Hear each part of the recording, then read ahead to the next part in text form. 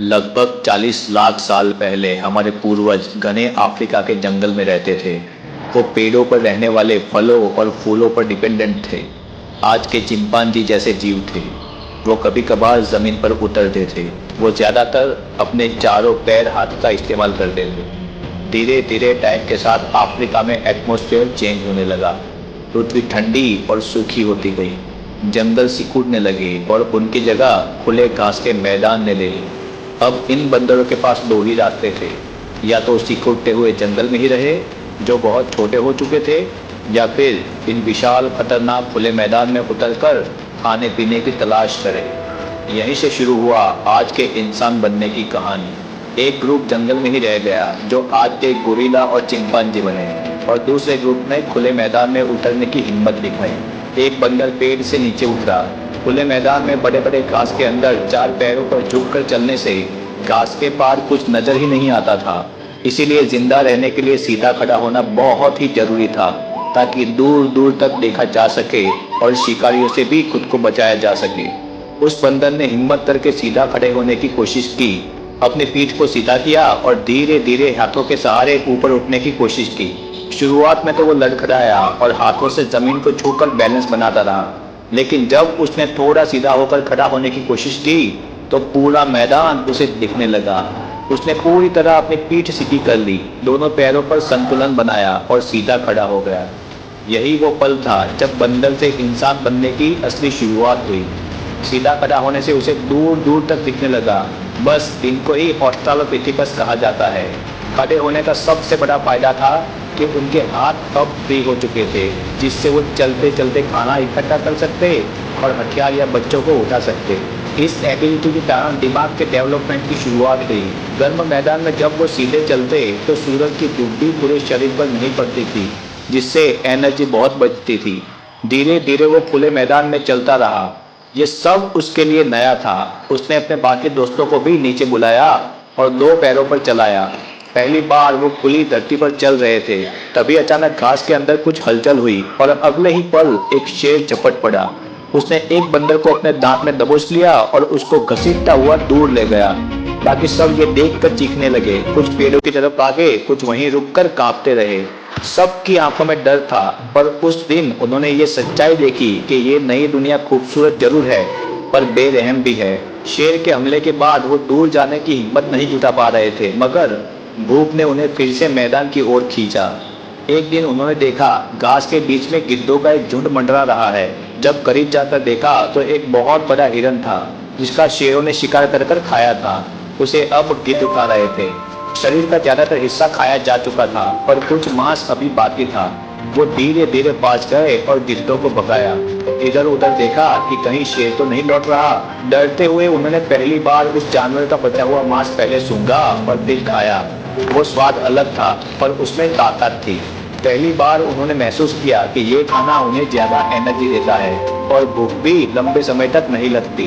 यही उनकी नई चालाकी थी। वो अब सिर्फ डरने वाले जीव नहीं रहे, बल्कि मौका देखकर जीना सीख रहे थे। धीरे धीरे यही समझ उन्हें आगे चलकर शिकार करना सिखाने वाली थी।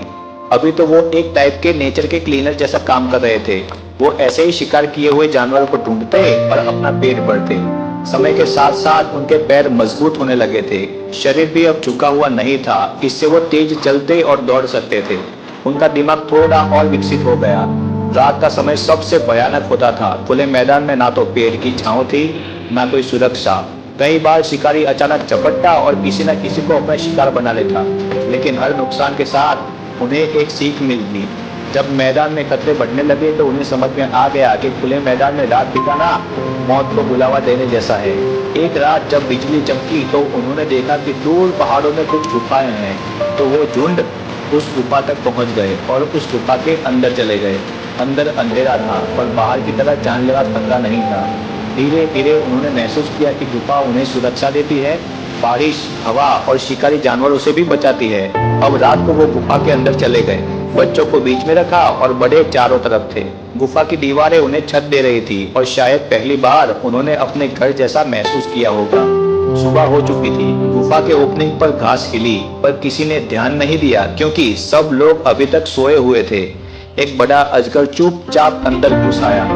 गुफा के किनारे पर एक जवान नर गहरी नींद में लेटा था। अजगर ने अचानक बिजली की तरह झपट्टा मारा और कसकर उससे लिपट गया। नींद से अचानक जागे उस बंदर की चीख गुफा में गूंज उठी, इतनी तेज कि बाकी सब डर गए। बच्चे रोने लगे, कुछ ने तो पत्थर उठाए, पर अजगर की पकड़ बहुत मजबूत थी। कुछ ही सेकंड में उसकी सांसें रुक गई और अजगर उसे धीरे धीरे निगलने लगा। देखते देखते उसके शरीर का आखिरी हिस्सा अजगर के भीतर समा गया और फिर वो धीरे धीरे गुफा से बाहर चला गया। सब लोग सन्न रह गए थे, कोई कुछ नहीं बोल पा रहा था। गुफा में बस सिसकियों और सांसों की आवाज रह गई थी। सूरज की किरणें अब गुफा के अंदर आ रही थी। उसी दिन उन्होंने तय किया कि अब कभी कोई भी गुफा का दरवाजा खुला नहीं छोड़ेगा और बिना पहरे के कोई भी नहीं सोएगा। उस सुबह से सुरक्षा का पहला नियम शुरू हुआ। उन्होंने सीखा कि जिंदा रहने के लिए सिर्फ ताकत नहीं, सावधानी भी जरूरी है। एक दिन जब वो खुले मैदान में घूम रहे थे, तब उन्होंने देखा कि आसमान में बिजली गिरी और एक पेड़ जलने लगा। आग की लपटें देखकर सब लोग डर गए, लेकिन एक बंदर ने धीरे धीरे उसके पास जाने का डिसाइड किया। गर्म हवा ने उसके चेहरे को छुआ। वो थोड़ा और पास गया और उसने पाया कि उसके पास जाने से गर्मी लगती है। उस दिन उसने सीखा कि आग डरने की नहीं, समझने की चीज है।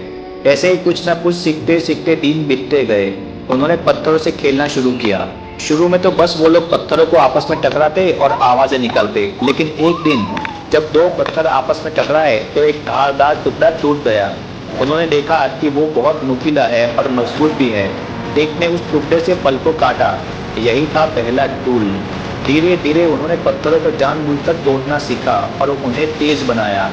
कुछ टाइम बाद वो शिकार किए गए जानवरों का मांस भी उसी नुकीले पत्थरों से काटने लगे थे। पत्थरों से जमीन को खोदने लगे थे। अब वो सिर्फ शिकारी नहीं थे, वो सोचने वाले जीव बन चुके थे। वो अकेले नहीं थे, वो ज्यादातर ग्रुप में रहने लगे। 5, 10 या 15 के ग्रुप में हर किसी का काम था। कोई बच्चे की देखभाल करता, कोई खाने की तलाश में जाता या फिर कोई पहरा देता। वो समझ चुके थे कि साथ रहना ही उनकी सबसे बड़ी ताकत है। एक दिन झुंड मैदान के किनारे फल खोज रहा था कि अचानक शेर छलांग लगाकर बाहर आया और उसकी दहाड़ से सब कांप उठे। कुछ पीछे हटे और बच्चे डरकर चिल्लाने लगे। शेर ने झपट्टा मारा और एक मादा को गिरा दिया। पहले तो सब भागना चाहते थे, जैसे हमेशा करते थे, लेकिन इस बार कुछ अलग हुआ। झुंड के सबसे बड़े नर ने चीखते हुए पत्थर उठाया और पूरी ताकत से शेर की तरफ फेंका। पत्थर सीधा शेर के सिर से टकराया। शेर गुस्से में दहाड़ा और फिर उसकी तरफ बढ़ा, लेकिन अब वो अकेला नहीं था। बाकी सबने भी देखा और सबने बड़े बड़े नुकीले पत्थर उठाकर शेर पर फेंकना शुरू कर दिए। उन्होंने चारों तरफ से पत्थर फेंकना शुरू किए। कुछ पत्थर शेर को लगे और कुछ उसके पैर के पास गिरे। एक बड़ा पत्थर उसके चेहरे पर जा लगा और वो पीछे हटने लगा, पर झुंड अब रुका नहीं। थोड़ी देर की लड़ाई के बाद वो जमीन पर गिर पड़ा।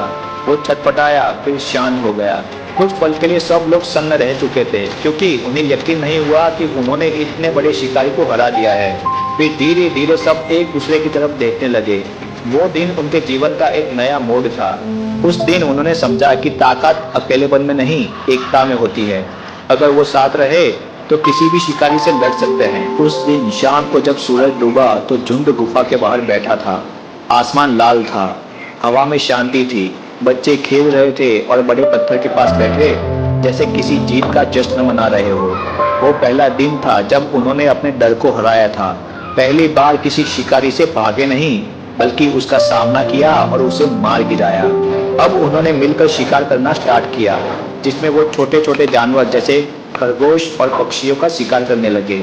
एक देखता, दूसरा पत्थर देखता और तीसरा पकड़ लेता। हर बार जब कोई सफल होता तो पूरा ग्रुप खुश हो जाता। रात को वो गुफा के अंदर बिताते, जिसके ओपनिंग को वो पत्थरों से बंद कर देते थे ताकि कोई शिकारी अंदर ना आ सके।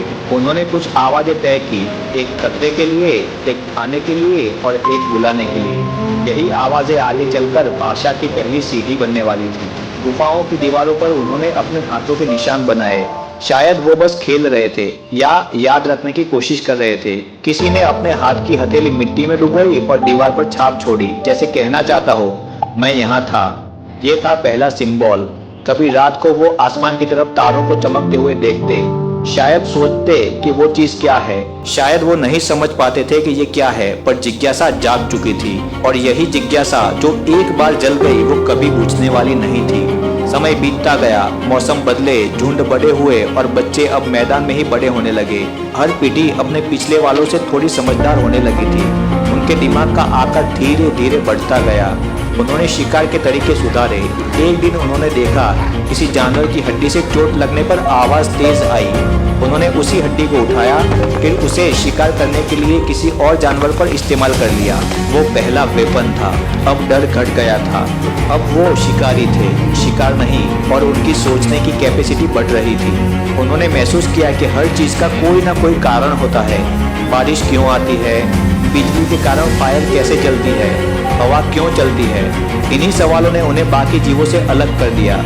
उनके बच्चे अब सिर्फ नकल नहीं करते थे, वो सीखते थे, वो देखते थे, वो सोचते थे। ऐसे ही 12 से 15 लाख साल बीतते गए और ये ऑस्ट्रालोपिथेकस से होमो हैबिलिस में डेवलप होने वाले थे। होमो हैबिलिस यानी औजार बनाने वाले इंसान।